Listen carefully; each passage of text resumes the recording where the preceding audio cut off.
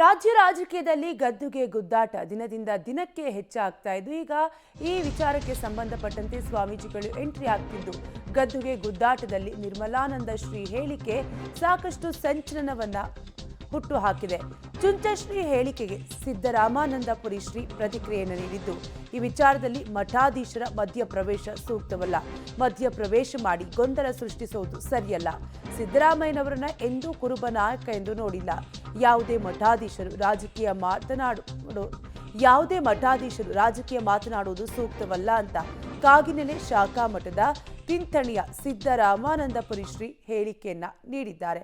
ಒಟ್ಟಾರೆಯಾಗಿ ಈಗಾಗಲೇ ಗದ್ದುಗೆ ಗುತ್ತಾಟದಲ್ಲಿ ನಿರ್ಮಲಾನಂದ ಶ್ರೀ ಹೇಳಿಕೆ ಸಂಚಲನ ಸಾಕಷ್ಟು ಮಾಡ್ತಾ ಇದ್ದು ಇದೇ ವಿಚಾರಕ್ಕೆ ಸಂಬಂಧಪಟ್ಟಂತೆ ಸಿದ್ದರಾಮಾನಂದಪುರಿ ಶ್ರೀ ಪ್ರತಿಕ್ರಿಯೆಯನ್ನ ನೀಡಿದ್ದಾರೆ. ನಮ್ಮ ಜೊತೆಗೆ ಕುರುಬ ಸಮುದಾಯದ ಸ್ವಾಮೀಜಿ ಇದ್ದಾಳೆ, ಅವ್ರನ್ನ ಮಾತಾಡಿಸ್ತೇನೆ. ಇವತ್ತು ಅಚ್ಚರಿ ಬೆಳವಣಿಗೆ ಆಗಿರುವಂಥದ್ದು ಆದರೆ ಏನು ನಿರ್ಮಲಾನಂದ ಸ್ವಾಮೀಜಿಗಳು ಡಿ.ಕೆ. ಶಿವಕುಮಾರ್ ಅವರು CM ಆಗಬೇಕು ಅನ್ನೋ ಮಾತನ್ನು ಹೇಳಿದ್ದಾರೆ. ಇದನ್ನು ಕುರುಬ ಸಮುದಾಯ ಸ್ವಾಮೀಜಿಯಾಗಿ ನೀವು ಯಾವ ರೀತಿ ಪ್ರತಿಕ್ರಿಯೆ? ನಮ್ಮ ಮಠ ಕುರುಬ ಸಮುದಾಯವನ್ನು ಅಷ್ಟೇ ಪ್ರತಿನಿಧಿಸಿಲ್ಲ, ಸಮಸ್ತ ಧಾರ್ಮಿಕ ಸಾಮಾಜಿಕ ಅನ್ಯಾಯಕ್ಕೆ ಒಳಗಾದಂತಹ ಸಮುದಾಯಗಳನ್ನು ಪ್ರತಿನಿಧಿಸುತ್ತೆ. ಹಾಗಾಗಿ ಒಕ್ಕಲಿಗ ಕುರುಬ ಅನ್ನೋದು ಪ್ರಶ್ನೆ ಅಲ್ಲ. ಇಲ್ಲಿ ಆ ಪಕ್ಷ ಅವರ ಹೈಕಮಾಂಡ್ ಇದೆ, ಅದು ಅವರನ್ನು ನಿರ್ಧರಿಸ್ತಾರೆ. ಸ್ವಾಮೀಜಿಗಳು ಜಾತಿ ಹಿನ್ನೆಲೆಯಲ್ಲಿ ರಾಜಕೀಯವಾಗಿ ಮಾತಾಡ್ತಕ್ಕಂಥದ್ದು ಧಾರ್ಮಿಕ ರಂಗಕ್ಕೆ ಅವಮಾನ ಮಾಡ್ದಂಗೆ ಅಂತಂದ್ಬಿಟ್ಟು ಈ ಸಂದರ್ಭದಲ್ಲಿ ಹೇಳೋದಕ್ಕೆ ಬಯಸ್ತೀನಿ.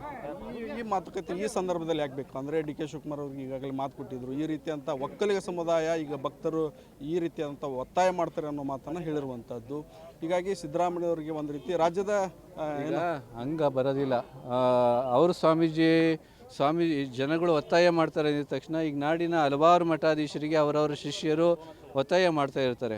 ಆದರೆ ಮಠಾಧೀಶರಾದಂಥವರು ಸಾರ್ವಜನಿಕವಾಗಿ ಸರ್ವ ಜನಾಂಗದ ಹಿತವನ್ನು ಕಾಯುವಂಥ ಹಿನ್ನೆಲೆಯಲ್ಲಿ ಪ್ರತಿಕ್ರಿಯೆಯನ್ನು ನೀಡಬೇಕೇ ಹೊರತು ಜನಾಂಗೀಯ ಹಿನ್ನೆಲೆಯಲ್ಲಿ ಪ್ರತಿಕ್ರಿಯೆ ಮಾಡೋದು ಧಾರ್ಮಿಕ ರಂಗಕ್ಕೆ ಶೋಭೆ ಅಲ್ಲ ಅಂತಂದ್ಬಿಟ್ಟು ಈ ಸಂದರ್ಭದಲ್ಲಿ ಬಯಸ್ತೀನಿ.